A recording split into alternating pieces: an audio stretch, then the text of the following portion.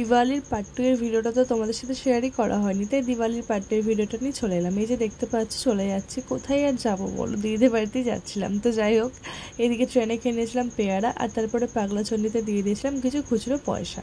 তো যাই হোক, মানে ওই গঙ্গাটাতে আর কি দিয়ে দিয়েছিলাম। আর এরপরে হচ্ছে যে দেখতে পাচ্ছ কৃষ্ণনগরে খেয়ে নিয়েছিলাম লুচি, আর তারপরে নিয়ে নিয়েছিলাম কটা মার্কেটস। ছাদে এসে দেখি দিদিদের তেজপাতাতে ভর্তি, ওদের তো তেজপাতার গাছ রয়েছে দুটো, তো একটা কেটে দিয়েছে, যার কারণে এত পাতা। তো এরপরে বাবান তো এসে আমাকে জড়িয়ে ধরে, তো মিমি এলে ভীষণ আনন্দ। তো এরপরে লাঞ্চ করে নিয়েছিলাম ডাল, আলু ভাজা আর ঘি আর ডিম সেদ্ধ। তো এরপরে সন্ধ্যাবেলায় চাও খেয়ে নিয়েছিলাম।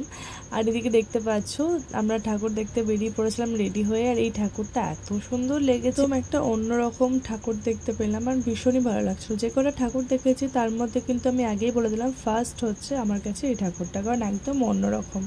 তো যাই হোক, এরপরে চলে এসেছিলাম আরেকটা ঠাকুর দেখার জন্য। এই থিমটা দেখে তো তোমরা বুঝতেই পারছো, সহজ পাঠ লেখা ছিল। আমরা ছোটবেলায় যে সহজ পাঠ বইটা পড়তাম, হ্যাঁ সেইটারই এটা থিম। তো যাই হোক, এরপরে দেখতে পাচ্ছ এখানকার ঠাকুরটা, এখানে কিন্তু দুটো ঠাকুর রাখা রয়েছে।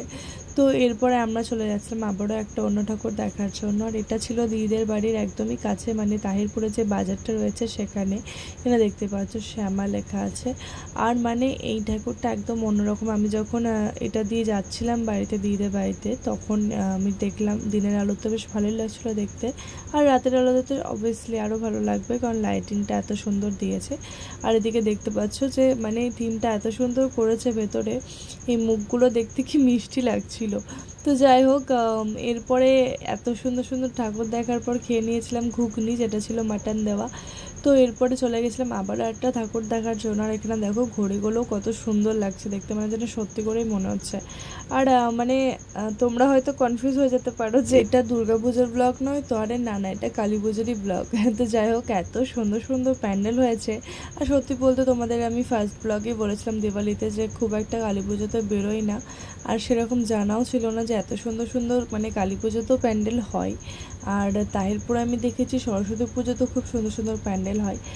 আর এদিকে দেখতে পাচ্ছ এগুলো কিন্তু তাহিরপুরের মধ্যেই ঠাকুর। আর এরপরে আমরা যাব রাত করে হচ্ছে যে রানাঘাটে। তো এরপরে আমরা চলে যাচ্ছিলাম আর একটা প্যান্ডেল দেখার জন্য, যে দেখতে পাচ্ছ প্যান্ডেলটা দূর থেকে দেখা যাচ্ছে। আর এই যে হচ্ছে সেই প্যান্ডেলটা, আর এটা ছিল ভীষণই বড়, মানে খুবই সুন্দর ছিল, আর ভেতরটা ছিল এরকম টাইপের। তো বেশ ভালোই লাগলো। আর এরপরে ছিল এই প্যান্ডেলটা, মানে এটার কথা কি বলবো, এটা কিন্তু একদমই দেখে মনে হচ্ছে না যে এটা একটা প্যান্ডেল, মানে সত্যি করে মনে হচ্ছিলো দেখে। আর এই প্যান্ডেলটা মানে এতটা সুন্দর ছিল যে এটা দেখে চোখ সরানো যাচ্ছিল না, একদম কালোর মধ্যে ছিল, আর মানে খুবই ভালো লাগছিলো। আর আমার তো ব্ল্যাক জিনিস খুবই ভালো লাগে। আর এই প্যান্ডেলটা ভীষণই সুন্দর ছিল, মানে এক কথায় ওয়াও, এটা দেখলে জাস্ট মুখ দিয়ে একটা কথায় বেরোবে ওয়াও। তো যাই হোক, এরপরে ঠাকুরটা দেখতে পাচ্ছ, ঠাকুরটাও কিন্তু একদম অন্যরকম করেছে। আর আমি এমনিতেও তোমাদের বলেছি এর আগে যে প্যান্ডেলের থেকেও বেশি ঠাকুরগুলো অন্যরকম করলে আমার দেখতে আরো বেশি ভালো লাগে। যাই হোক, এই প্যান্ডেলটা কিন্তু একদমই অন্যরকম ছিল। তো এরপর আমরা খেয়ে নিয়েছিলাম ফুচকা, দেখতেই পাচ্ছ। আর এদিকে তারপরে আমরা বসেছিলাম, আমরা কিছু খাবার অর্ডার করেছিলাম, যেমন কি আমরা অর্ডার করেছিলাম একটা চিকেন ললিপপ আর একটা চিকেন স্যাটে। তো এরপর আমরা চলে এসেছিলাম দাদা বৌদির রেস্তোরাঁতে, এটা রানাঘাটে। আর রানাঘাটে একটু আমরা লেট করে ঢুকেছিলাম। তো এরপর আমরা প্রথমে নিয়ে নিয়েছিলাম ডিম সেদ্ধ, আর তারপরে নিয়ে নিয়েছিলাম মাটন, আর তার সাথে নিয়ে নিয়েছিলাম রুটি। তো দেখতে পাচ্ছ এখানে মাটন আর রুটি আমাদের চলে এসেছিলো। তো এরপর আমরা খেয়ে নিচ্ছিলাম। আর এদিকে তারপর রানাঘাটের গলিগুলোতে ঘুরতে ঘুরতে চোখে পড়লো এই ভূতের থিমটা। তো ভাবলাম ভেতরে যাওয়া যাক, দেখি কেমন কি ভয়ঙ্কর জিনিস আছে ভেতরে। তো এরপরে যখন আমরা ভেতরে ঢুকি তখন আমাদেরকে বললো যে তোমরা একটু লেট করে এসেছো, তোমরা যদি একটু আগে আসতে তাহলে দেখতে পেতে, লাইভ শো হচ্ছিল।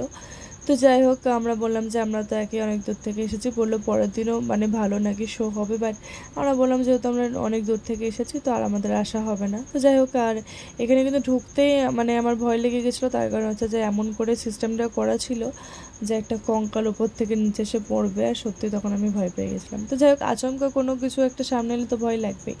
তো এরপরে দেখতে পাচ্ছ যে এই রাস্তাটায় আমরা চলে এসেছিলাম, সুন্দর রাস্তাটা, এটা দেখতে আমার ভীষণই ভালো লাগছিলো। এখানে আমি ছবি তুলেছিলাম অনেক কটা। আর এরকম টাইপের লাইটিং খুবই ভালো লাগে, একদম রাস্তাটা পুরো আলো হয়েছিল। তো এরপরে অনেক কটাই আমরা তারপরে প্যান্ডেল দেখি, যে দেখতে পাচ্ছ পরপর অনেক কটাই আমরা প্যান্ডেল দেখলাম, ঠাকুর দেখলাম। আর তারপরে আবারও আমরা চলে গেছিলাম মাঠে, মানে মাঠটায় যে মেলাটা হয়, তো সেখানে বাবান বলছিল যে এই যে গুলি দিয়ে এখনও বেলুনগুলোকে এরকম ফাটাবে। তো ঠিক আছে, তারপরে আমরা চলে যাচ্ছিলাম আবার বাড়ির উদ্দেশ্যে। তো বাড়ির উদ্দেশ্যে যেতে যেতে ওর সাথে একটু গল্প করছিলাম, আর এদিকে আমরা একটু দাঁড়িয়ে দাঁড়িয়ে প্যান্ডেলটা একটু দেখে নিলাম। কি করব, ভেতরে আবার ঢুকবার ইচ্ছে করছিল না, তো সেই কারণে আমরা একটু লাইটিংটা দেখে নিলাম দাঁড়িয়ে দাঁড়িয়ে বাইরে থেকেই। আর এরপরে চলে যাচ্ছিলাম আর একটা প্যান্ডেল দেখার জন্য। এগুলো একদম দিদিদের বাড়ির কাছেই ছিল, তো ভাবলাম যে যাওয়ার সময় এগুলো দেখে নিই। আর এই প্যান্ডেলটা তো আমার দেখা হয়ে গেছে, কারণ এটা বহরমপুরে দুর্গাপুজোর সময় করেছিল। তো এই যে ঠাকুরটা দেখো কত সুন্দর করেছে। আর রানাঘাট যাওয়ার সময় সেরকম আর কোনো ঠাকুর দেখিনি রাস্তায়, তো তাই ভাবলাম আমরা যখন বাড়ি যাব তখন ওই রাস্তা দিয়ে দেখতে দেখতে যাব। তাই আমরা যখন তাহিরপুর ঢুকছিলাম তখন ঠাকুর দেখতে দেখতে যাচ্ছিলাম। আর এদিকে দেখতে পাচ্ছ ওরা একটা স্কুটিতে, আমরা একটা স্কুটিতে, বেশ ভালোই লাগছিলো সবাই মিলে একসাথে গল্প করতে করতে চলে যাচ্ছিলাম। আর এরপরে চলে এসেছিলাম আরশে আনাতে। তো সেখানে গিয়ে নিয়ে নিয়েছিলাম অরুণের দুটো আইসক্রিম। আর অরুণের আইসক্রিম যারা যারা খেয়েছো তারা জানো যে কতটা টেস্টি হয়। এরপরে আমরা দুই বোন মিলে খেয়ে নিয়েছিলাম দুটো আইসক্রিম। আর আমি যে আইসক্রিমটা নিয়েছিলাম তার মধ্যে একটা পার্পেল কালার ছিল, মানে আমার ড্রেসের সাথে ম্যাচ হয়ে যাচ্ছিলো, আমি সেটাই বলছিলাম দিকে। তো এরপরে আমরা অপেক্ষা করছিলাম এর জন্য। আর এরপরে আমাদের খাবার চলে আসে, আমরা অর্ডার করেছিলাম চিলি চিকেন আর তার সাথে ফ্রাইড রাইস, দেখতেই পাচ্ছ। তো এরপরে আমরা চলে যাচ্ছিলাম বাড়ি। আর আমরা যখন বাড়ি যাচ্ছিলাম তখন 1:45 বাজছিল। এরপরে চলে আসি বাড়ি। তো এই ছিল ভিডিও, দেখা হবে এবার অন্য কোনো ভিডিওতে। Tata, bye bye.